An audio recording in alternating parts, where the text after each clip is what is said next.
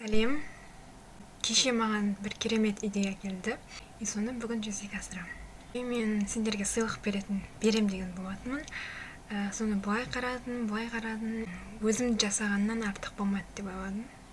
Сондықтан қазір өзім жасағалы жатырмын. Бірінші нобайн жасап алайын, қалай болады деген секілді. Одан кейін барын әсемдеп, сөйтіп шығарамын. Бұл менің өзімнің жасаған блокнотым болады.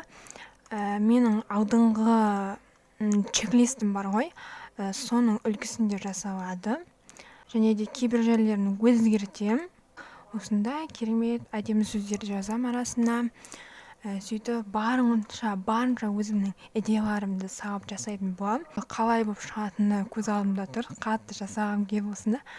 Жақсы шығады деген ойдамын. Жақсы шығып жатса, әрине сендердің біреулерің осыны алатын боласыңдар. Қазір осыны жасайын. Сендерге әрине процесті көрсетіп тұрамын.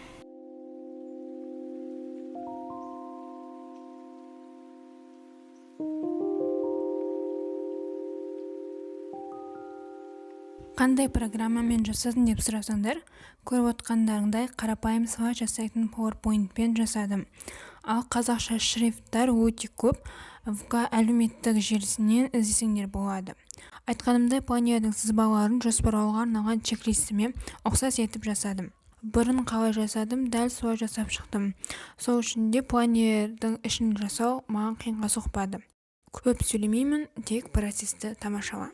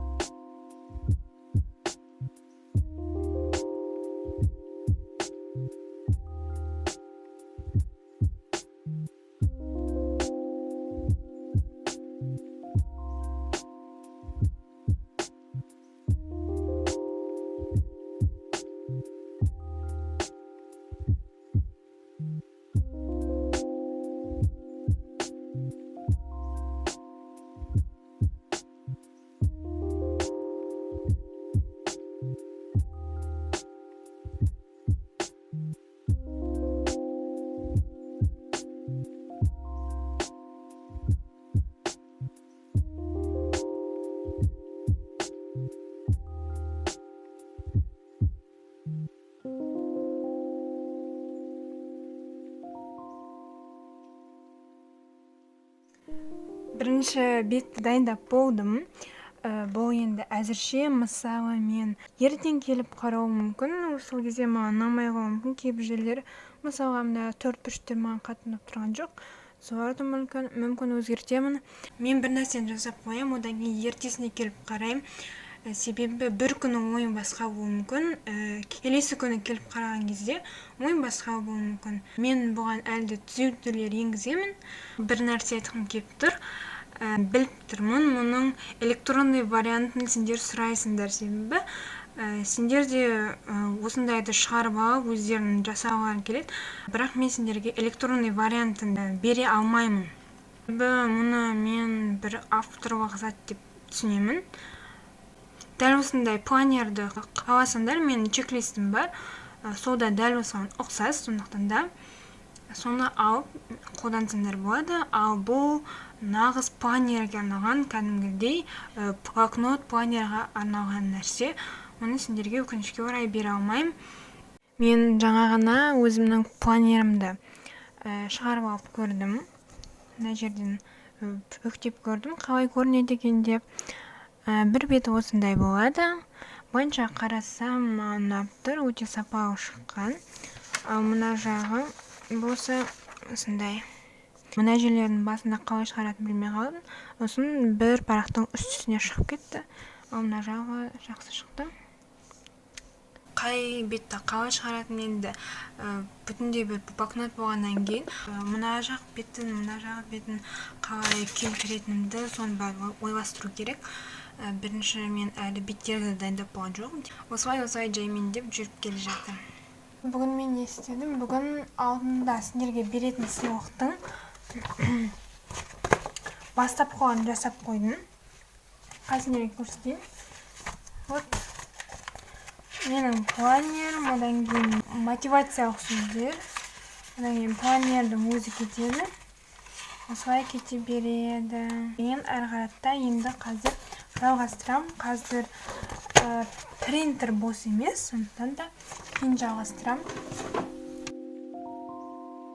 Сызбасын жасап болғаннан соң оны қағазға шығардым. Үйде принтер бар, сондықтан да қағаз шығару да қиынға соқпады. Енді планерді бірінші рет жасағаннан соң қателіктер болды. Парақтарды екіге бөліп жасадым. Оның өзі біраз уақыт алды. Осы қателіктен кейін қағаздарды бір-біріне бекітуім қиынға соқты. Негізі екіге бөлмей жасағаным дұрыс болушы еді. Ал тұтас етіп А4 форматта қалдырған кезімде тігіп бекітетін едім. Солай берік бекітілуші еді. Мұны келесіде ескеремін. Негізі бір парақ етіп жасаған себебім, мен фотосалонға барып переплет жасатам деп ойладым, бірақ мен үлкен қалада тұрмаймын, солай мен қалаған переплеттарды жасайтын жер таппадым. Басқа жолы болмағандықтан бір парақтарды жабыстыру жолын іздестірдім және таптым. Егер қажет болса, мына жерде бақтаушы шығады, соған кіріп қарасаңдар болады.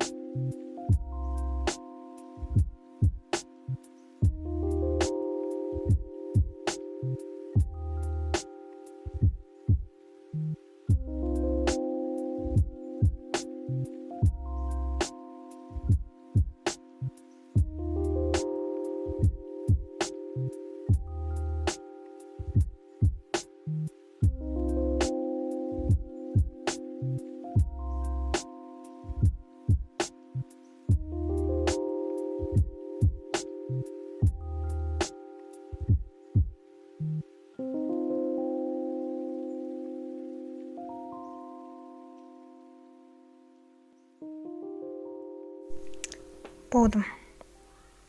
Яғни тоқ болған жоқпын, бірақ 70% болды. Енді ең соңғы жұмыс оның мына жеріндегі бекітетін жасау. Мен обложка жасаған жоқпын. Мынаның сыртында қатты обложка керек қой. Жоспарларымды іште жазып қояйын қазір. Ертең 20-сына менде планға жазып қояйын. Планердің обложкасын жасау керек.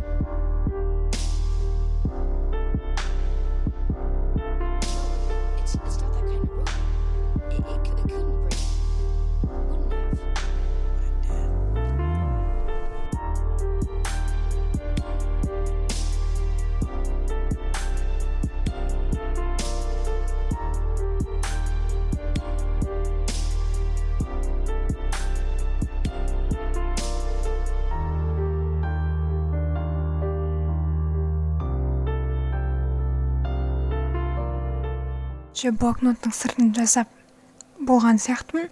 Басында бұл мынандай болған. Сосын оны өңдеп мынандай алдым. Осы түрі жақсы көрінетін сияқты.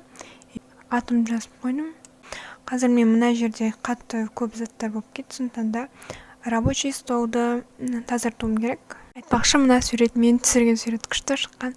Осы телефонмен түсірдім.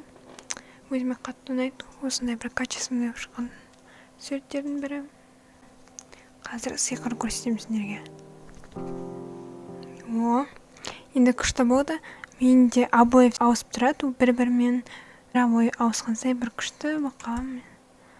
Вот енді өшірем. Блокнотты қайтадан жасауды бастадым. Соңғы этаптары осыны істесем болды. Мынау блокнот, оның жиектерін түзулеп, осылай қыстырып қойдым.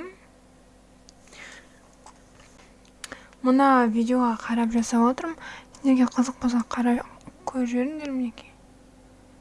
Осы бір адамның видеосы маған ең ыңғайлысы осы болды. Өйткені менде бір беттен болды да барлығы. Сондықтан да тігуге келмеді. Сосын мен бинт алдым кеше. Бинт керек. Клей қажет, сосын жіп қажет, оны сосын алып келем. Осы мен қазір осыны жасайым, ал сендер бақылап отырыңдар. Маған бекіту үшін клей, бинт, жіп және қыстырғыштар қажет болды. Алдымен қағаздарды түзулеп қойып, қыстырғышпен бекіттім. 70 шақты бет бекітілу үшін көлденеңнен бірнеше рет сызық етіп кестім де жіпті сол жерге орналастырдым. Клей жағып, бір күнге қалдырдым. Келесі күні бинтті орналастырып, клей жағып, 2 күнге қалдырдым. Бинттің артық жерлерін қиып, ақ қағазбен қаптап, оның сыртын өзім жасаған логотипі бар суретпен қаптадым. Келесі күні сыйлық ретінде беретінімді жазып, пост шығардым. 4 күні жеңімпазды бірге тікелей эфирде анықтадық. Енді тек жеңімпазға сыйлықты жіберу қалды. Бұйырса сыйлықты алған кезде жеңімпаздың пікірін күтетін боламын. Осымен менің планерімнің қалай жасалғанын барлығын айтып шықтым. Бұл планерді көпсі ұнатты. Сондықтан да көпсі сатылымға қойшы деп айтып жатты. Әрине, мүмкін бұйырса бұл істі де жүзеге асырам деген ойым бар.